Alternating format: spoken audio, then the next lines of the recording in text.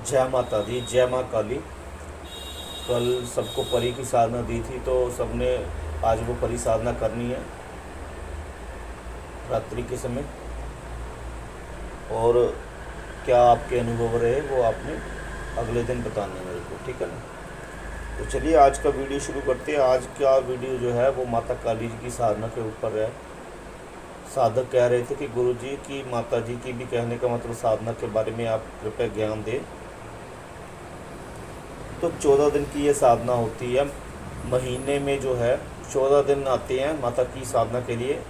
और माता की जो मैंने लिखा हुआ काली महाविद्या साधना, ये माता की साधना करके जो है आप एक माता की बहुत ही उग्र रूप अंश जो है वो प्राप्त कर सकते हो, जो आपके साथ आपके कामों में जो है चिरस्थायी रूप से आपके साथ रहेगा।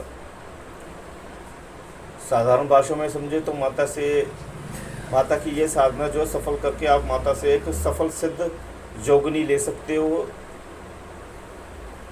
जो आपके लिए कल्याणकारी रूप में रहेगी और सब प्रकार की साधनाओं में आपके साथ सदैव साथ रहेगी और आपको कई प्रकार की साधनाओं में जो है सफल बनाएगी। ये 14 दिन की साधना जो है बहुत ही अपने आप में अद्वितीय होती है। अगर किसी को भूत प्रेत की बाधा से कोई ग्रसित है, या कोई व्यक्ति कह रहा है कि उसके पीछे प्रेत लग गया है, या कोई व्यक्ति ये कह रहा है कि कोई उसको तंग कर रहा है, प्रेत तंग कर रहा है, कोई तांत्रिक तंग कर रहा है बार बार, तब भी वो व्यक्ति जो है ये साधना कर सकता है। 14 दिन की साधना करने के बाद जो है वो चीज़ें उसके पीछे से हट जाएगी। और उसके बाद जो है वो अगर प्रयोग को हर महीने करता है तो माता रानी की कृपा से उसको कोई ऐसी विशेष शक्ति उसके पास आ जाएगी कि कोई तांत्रिक उसके ऊपर कोई प्रयोग नहीं कर पाएगा, भविष्य में कभी भी कोई प्रयोग नहीं कर पाएगा और ना ही कभी उसे तंग कर पाएगा। क्योंकि ये प्रयोग एक ऐसा प्रयोग है, अगर कोई बार बार कोई तांत्रिक किसी को तंग कर रहा है तो ये प्रयोग अगर वो 14 दिन महीने में करता है और साथ में अपनी इच्छा भी बोलता है कि मेरे को भूत प्रेत या कोई तांत्रिक तंग कर रहा है तो माता उससे मेरी रक्षा करे, वो कभी भी मेरे को तंग ना कर पाए, तो माता फिर जो है उस तांत्रिक को ही कहने का मतलब भस्म कर देती है, अगर वो नहीं हटता है उसके भक्त को तंग करने से, ठीक है ना। और माता से विशिष्ट सिद्धि भी प्राप्त की जा सकती है इस प्रयोग से। ये प्रयोग जो है अपने आप में बहुत ही अद्वितीय प्रयोग है। इसको आप दशमी, जब नवरात्रि की दशमी जो है, नवरात्रि की अष्टमी जो है उससे भी शुरू कर सकते हैं। नवरात्रि की अष्टमी इस समय तो ख़त्म हो गई है, तो इस प्रयोग को आप दीपावली को भी शुरू कर सकते हैं। और महीने में तो आती है माता के शुभ नक्षत्र, तो उसमें भी इसको स्टार्ट किया जा सकता है। अब नवरात्रि की अष्टमी तो चली गई है, तो दीपावली को स्टार्ट कर सकते हैं। महीने में 14 दिन आते हैं माता के, तो उसमें भी ये साधना कर सकते हैं।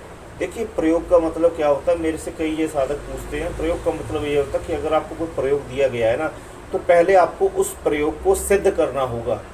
जब वो प्रयोग सिद्ध हो जाएगा तो उससे आप अपनी इच्छा पूरी कर सकते हो। जैसे कि कईयों को परी का प्रयोग दिया जाता है, एक दिन का परी का प्रयोग दिया जाता है, तो वो अगर सप्ताह में एक दिन का प्रयोग करता है परी का, तो जब उसका ये एक दिन का प्रयोग सिद्ध हो जाता है तो परी जो है उसके सामने प्रत्यक्ष हो जाती है और उसको सिद्धि प्रदान कर देती है। कोई धन का प्रयोग एक दिन का बताया जाता है, तो वो धन का प्रयोग बार बार करता है, तो धन का प्रयोग जब सिद्ध हो जाता है तो उसको अचानक से ही बहुत सारा धन प्राप्त हो जाता है कहीं से भी। अगर कोई मोहिनी प्रयोग करता है, तो वो प्रयोग अगर हर सप्ताह करता है, तो जिस व्यक्ति या जिस के नाम से वो प्रयोग करता है, तो वो प्रयोग वशीकरण का उसका जब सिद्ध हो जाता है, तो वो जो व्यक्ति जिसके ऊपर वशीकरण का प्रयोग कर रहा है, तो वो व्यक्ति उसके पास खुद ही आ जाएगा और उसको बोलेगा कि मैं उससे प्रेम करता हूँ या करती हूँ, ठीक है ना। तो ये ऐसे प्रयोग होते हैं, इनको सिद्ध करना पड़ता है पहले। वैसे ही 14 दिवसीय साधना का माता का जो ये प्रयोग है, ये भी सिद्ध करना पड़ेगा। जब ये प्रयोग सिद्ध हो जाएगा तो माता की शक्ति उसको प्राप्त हो जाएगी। और 14 दिन में 10वें दिन से, यही 9वें दिन से ही जब प्रयोग सिद्ध होना शुरू होता है, तो 9वें 10वें दिन से ही हलचलें होनी शुरू हो जाती है। और जब हलचलें होनी शुरू हो गई तो समझ लीजिए कि भाई अब सिद्धि के पास ही है, अब बस जो है अपने मन को निडर बनाकर रखना पड़ेगा, क्योंकि अब जल्द ही इतने खतरनाक रूप में माता प्रकट होगी कि आपकी, कहने का मतलब, व्यक्ति की जान पर भी आफत बन जाती है। जान पर आफत ऐसे नहीं बनती, वो अपने आप में इतना डर जाता है कि मैं पता नहीं कर पाऊंगा कि नहीं कर पाऊंगा। अगर वो माता के ऊपर यकीन रखता है और उस प्रभाव को सहन कर लेता है तो उसको सिद्धि की योग्यता प्राप्त हो जाती है और सिद्धि भी प्राप्त हो जाती है। उसको अपने आप में बहुत ही अद्वितीय प्रयोग है। मैं आपको मंत्र बताता हूँ, बाकी आप व्हाट्सएप से जुड़कर साधना ले सकते हो और साधना कर सकते हो। ओम क्रीम क्रीम महाकालिके क्रीम क्रीम फट नमः स्वाहा, ये मंत्र है, ठीक है ना। आप इस मंत्र को व्हाट्सएप से जुड़कर साधना को ले सकते हैं। अपने गुरु के निर्देश में करना है तो अपने गुरु के निर्देश में भी कर सकते हैं, और अगर हमारे मार्गदर्शन में करनी है तो हमारे मार्गदर्शन में भी ये साधना कर सकते हैं। पर कभी भी कोई साधना करनी है तो गुरु के निर्देश में ही करें, ताकि वो आपका, अगर कोई साधना में कोई गलती हो जाए, कुछ ऐसी हरकत हो जाए जिससे आपका नुकसान हो सकता है, तो आपका बचाव किया जा सके, ठीक है ना। माता की साधना में तो जो माता के भक्त होते हैं उनको कोई किसी प्रकार की डरने की ज़रूरत नहीं है। बस माता के ऊपर ही सब कुछ छोड़ दे तो माता अपने आप ही संभाल लेती है। हाँ, अगर कोई ऐसे एक्सपेरिमेंट करने के लिए करता है या हट आजमाने के लिए करता है, तब उसको कई प्रकार की मुश्किलों का सामना करना पड़ सकता है। भक्तिपूर्वक की गई माता की साधना सफलदायी होती है, उसके आने वाले सभी जन्मों का उद्धार कर देती है। तो जय माता दी।